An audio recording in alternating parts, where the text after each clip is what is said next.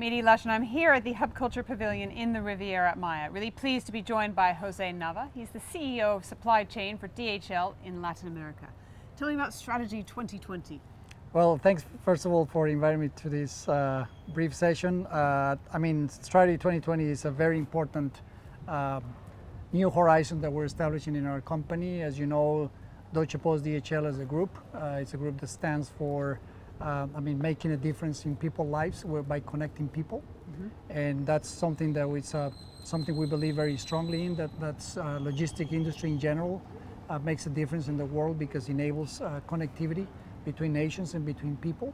So in light of that, also we believe as a group that we're highly committed to our three bottom lines, and those are to be the first choice for our customers, the first choice for our employees, and the first choice to our investors. So those things remain unchanged in our strategy that we set back in 2009 and 10.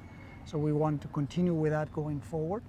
At the same time, we have a strong commitment to our planet in various dimensions. One is about how we help people with our Go Teach program, which is about helping children for a better and brighter future. Where do they go? And that goes to multiple countries where we help. We also have a Go Help program, which is about disaster recovery and how we help nations that are in distress. And also the last one has to do with Go Green, which is our sustainability projects that we do, not only for ourselves with our carbon footprint, but other activities that we can help in that.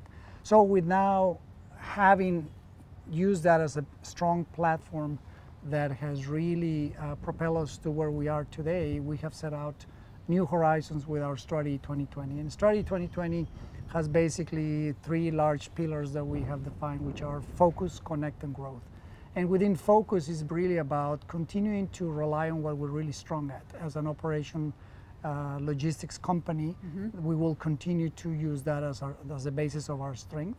And we will continue to be a family of divisions. So we have our Deutsche Post division is now renamed as PEP, which is a postal, e-commerce, and parcels. So we want to embrace the importance of e-commerce globally. How do you do that with a logistics company that deals with physical objects? Many companies, many original equipment manufacturers do want to reach the consumer in a direct manner in multiple countries, and we can play a significant role in enabling that in terms of how we do e-fulfillment and last mile delivery.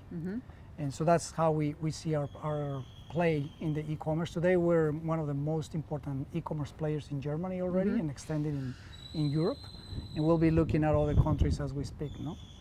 I mean, our other division on DHL Express continues to be a strong global player in the express business, and our global forwarding business is also a very strong player in the global air and ocean freight.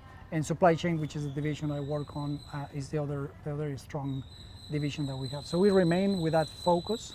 On the connect piece, we really want to work very hard at connecting more our skill set and capabilities globally.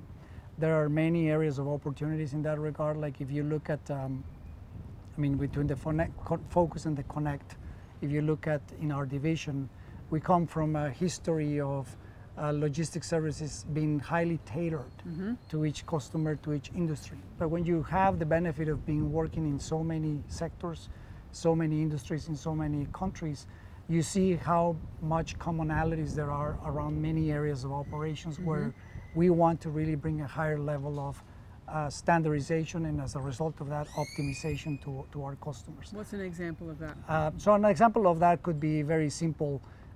Typically, companies have defined certain processes for managing elements of the warehouse in a way that goes with their internal policies, which is a good thing. But if you want to take into account maybe a benchmark practice of how to do that process, maybe something around inventory controls or whatever, there could be a standard way of doing it regardless of the industry, whether it's pharmaceutical, consumer goods, or fashion. And that's the kind of value that we believe that if we bring standardization to that, then that connects with the way you configure systems for managing inventories and warehouses, which also reduces costs because you're not configuring for every single customer for every single project. So you can see the value in that. No? I mean, another element is also our people. In the Connect piece, we also are deploying a certified program globally, which is about really having specialists in logistics, whether it's express specialist or supply chain specialist. That's something we're deploying as part of Strategy 2020. No? And then the growth pillar is really about investing in those regions of the world or those sectors or solutions that we believe will have the highest growth potential. No? So where are the biggest growth countries, for example? Definitely emerging markets. We believe that despite the commodity cycle being right now, I mean, pretty much done for the last 5 years or so, we believe the emerging markets still offer a very important growth opportunity.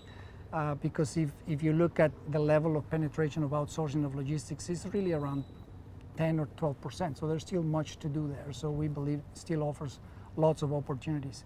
And then there's value-added services that you can put on top of those base logistics services that we're developing in multiple fronts. Whether it's, I mean, we have services like co-packing, which is about last